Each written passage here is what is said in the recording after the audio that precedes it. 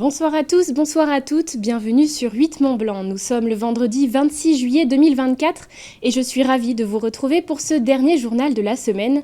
Tout de suite, voici les titres qui font l'actualité. Entre randonneurs, visiteurs et alpagistes, la cohabitation n'est pas toujours évidente en montagne. C'est pourquoi du 28 juin au 1er septembre, 2 éco-gardes sont présents au Mont-Verrier et au Semnoz pour sensibiliser aux bonnes pratiques. Ils jouent un rôle de surveillance, de prévention mais également d'alerte, nous le verrons. Plus de 1000 mètres plus bas dans le lac d'Annecy, une toute nouvelle activité nautique à destination des jeunes enfants vient de voir le jour.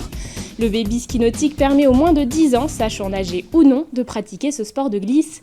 Chloé Lemeur nous embarque dans ses bateaux électriques pour nous présenter ce nouveau concept. Comme je vous le disais en titre, depuis 3 semaines, 2 éco-gardes sont présents au Semnoz et au Mont-Verrier. Leur mission est simple, veiller à ce que les randonneurs et les campeurs respectent les espaces naturels ainsi que la biodiversité en montagne. Le lâche à vis s'est rendu ce jeudi soir à la présentation des gardes assermentés. Reportage. Au sommet du Semnoz ce jeudi, on s'apprête à réaliser une conférence de presse pour présenter 2 nouveaux éco-gardes en poste depuis 3 semaines. Chaque jour, Camille et Alexis réalisent en moyenne une 40aine d'interventions. Leur mission, surveiller, alerter et surtout sensibiliser randonneurs et campeurs au respect de la montagne. Nous, dans un premier temps, on ne sanctionne pas, on est là pour sensibiliser. Après, si ça devient récurrent ou que c'est la personne, on la croise 2 fois, on va la verbaliser. Mais, par exemple, du chien en divagation, ça va être 135 €. Un chien, donc évidemment, s'il est dans les pieds des personnes, on ne va pas verbaliser. Mais si le chien part n'importe où dans les alpages, court après les vaches ou quoi, là, ça peut être verbalisé. Si Camille et Alexis ont été engagés, c'est parce que dans une région en surpopulation, la cohabitation entre visiteurs et alpagistes peut être parfois compliquée. Alors, pour préserver la nature, le Grand Annecy a dû prendre certaines mesures. Parmi elles, la création d'itinéraires balisés et de zones de bivouac dédiées.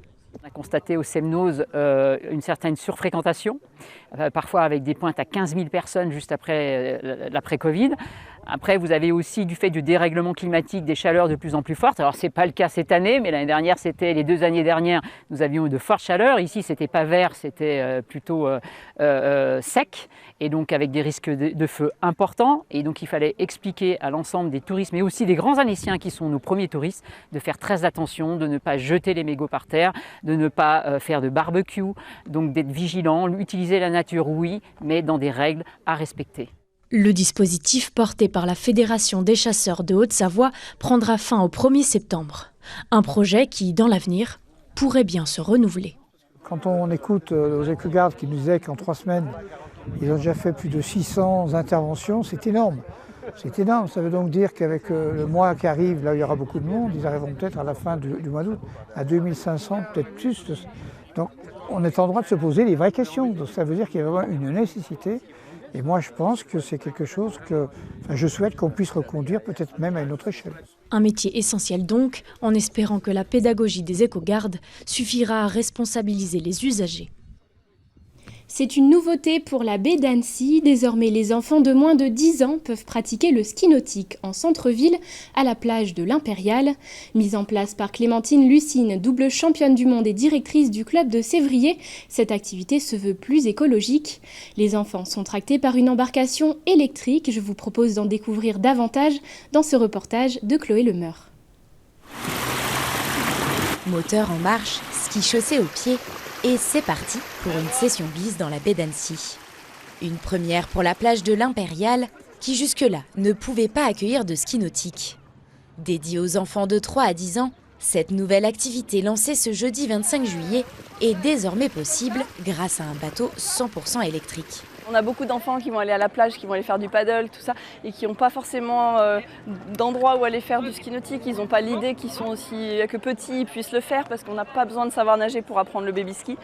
Et du coup, de pouvoir apporter une petite école comme ça sur un lieu où il n'y a pas d'autres activités lacustres comme ça, c'est génial parce que du coup, les petits Annéciens, ils vont pouvoir venir essayer la glisse sur l'eau et s'amuser avec leurs parents. C'est quand même vraiment la preuve qu'on peut allier performance, plaisir et écologie en même temps. Sur l'eau, pas de bruit de moteur pour les jeunes apprentis, mais celui des vagues. De son côté, l'activité, elle, reste sensiblement la même que sur un bateau thermique. avec une autonomie optimisée et imaginée par la société Motorbot 74. On l'utilise à entre 20 et 40% de sa puissance, enfin le moteur électrique. Du coup, avec 2 batteries de 48 volts, on arrive à être sur une autonomie de 2 à 3 heures avec les temps d'arrêt et tout ça, donc ce qui est vraiment très intéressant, quoi. Au départ, on avait prévu de doubler, donc on a 2 jeux de batterie, 2 hyperchargeurs et tout, et en fait c'est beaucoup trop, on pourrait tourner une journée entière avec ça, donc là c'est vraiment la bonne surprise par contre de ce projet-là. Avec des sessions de 15 minutes proposées tous les jours de la semaine, l'association espère toucher un maximum d'enfants. Côté tarif, il faudra compter une 30aine d'euros pour aller glisser sur l'eau. Un peu de musique pour clôturer cette édition avec le retour des jeudis électro. Cette manifestation culturelle rythme le Chablais depuis 17 ans sur 3 jeudis d'affilée. Un événement très attendu qui demande une certaine organisation. Fanny Savard a suivi les derniers préparatifs du festival. On regarde son reportage. C'est à quelques kilomètres du lac Léman, à Champéyan, que se prépare une fête mémorable. Dans quelques heures, c'est le coup d'envoi des Jeudis Électro, un festival de musique qui célèbre cette année ses 17 ans. Si ce soir, c'est une ambiance festive qui emplira les lieux, pour l'instant, l'heure est à la concentration. C'est là. Et il y a la sécurité stop, elle est là. Ok, nickel. T'as un extincteur? J'en ai 2. Très bien. Pour le régisseur technique de l'événement, il est temps de vérifier la sécurité de chaque installation. Maintenant, on a fini tous les repérages, tous les points sensibles qu'on peut avoir sur ce genre d'événement. Le courant, le gaz, la flamme, comme on disait, les puissances pour un tel. On vérifie si le tuyau de gaz il est bon ou pas, parce qu'il y a des dates de péremption dessus. Du côté des lumières, il faut installer tous les spots, puis contrôler leur fonctionnement et leur position. Comment on peut tester les lumières en plein jour? C'est une bonne question. On les teste maintenant. En fait, j'ai déjà fait 2 jours de travail en amont en intérieur. Et puis après, sur le moment, on règle correctement pour que ça fasse un rendu sympa. Ce soir, ils seront plusieurs centaines de festivaliers à suivre le rythme donné par les 5 DJ locaux.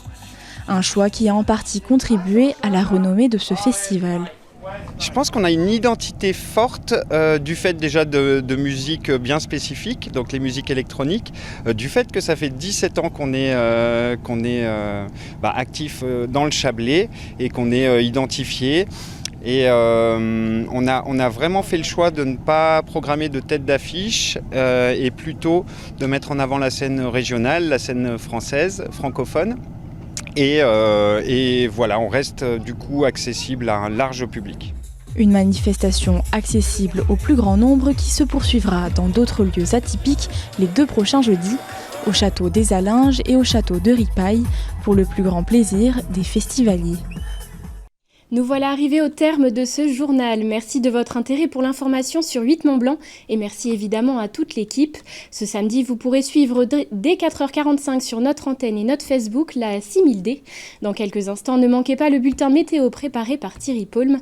Vous pouvez retrouver dès ce lundi Chloé Lemeur pour un nouveau journal. Mais d'ici là, je vous souhaite une belle fin de journée et un excellent week-end. À bientôt.